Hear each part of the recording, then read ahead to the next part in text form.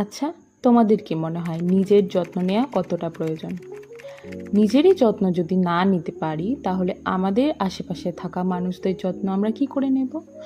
চলো আজকে নিজের যত্ন নেওয়া শিখি।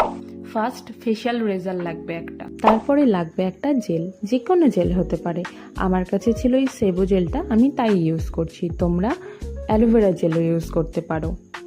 জেলটা ভালোভাবে সারা মুখে লাগিয়ে নিতে হবে এবং আমি যেহেতু আইব্রো শেভ করব তো তাই জন্য আইব্রোতেও কিছুটা লাগিয়ে নিচ্ছি। আমি বহু বছর হয়ে গেল আর পার্লারে গিয়ে আইব্রো প্লাক করি না, আমি এই ফেশিয়াল রেজার দিয়েই আইব্রোটা শেভ করে নিই। আমি যেই ডিরেকশনে ধরে ধরে রেজারটা চালাচ্ছি সেভাবে যদি তোমরা করো তাহলে কেটে যাওয়ার কোনো ভয় থাকবে না। এবার বলি আমরা ফেশিয়াল হেয়ার রিমুভ কেন করব। এটি অত্যন্ত একটি সাবজেক্টিভ ব্যাপার, তুমি ইচ্ছা না করলে নাও করতে পারো। তবে এখনকার দিনে পিসিওডি বা পিসিওএস এর জন্য বহু মেয়ের মুখে অবাঞ্ছিত লোম গজায়। তার ফলে যখন আমরা মেকআপ করি তখন মেকআপটা ঠিক করে বসে না এবং প্যাচি দেখতে লাগে। ফেশিয়াল হেয়ার রিমুভ করলে মুখের ট্যান ও ডেড স্কিন সেলগুলোও উঠে যায়।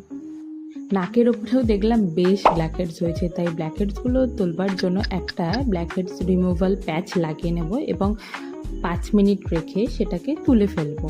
উফ, তোমরা দেখতে পাচ্ছ এই কি যন্ত্রণা, কিন্তু বেশ ভালো পরিষ্কার হয়। কিন্তু নেক্সট স্টেপের জন্য লাগবে একটা ফেস প্যাক। আমি প্লামের ফেস প্যাকটা নিয়েছি, তোমরা তোমাদের স্কিন টাইপ অনুযায়ী যে কোনো ফেস প্যাক লাগাতে পারো। ফেস প্যাকটা লাগানো হয়ে যাওয়ার পর 15 মিনিট অপেক্ষা করে ধুয়ে নেওয়ার পরেই দেখতে পাবে ম্যাজিক। দেখো আমার ফেসটা কতটা ক্লিন হয়ে গেছে, কোথাও ইমপিউরিটিস বা ডেড স্কিন সেল বা ডার্ক স্পট নেই। So by.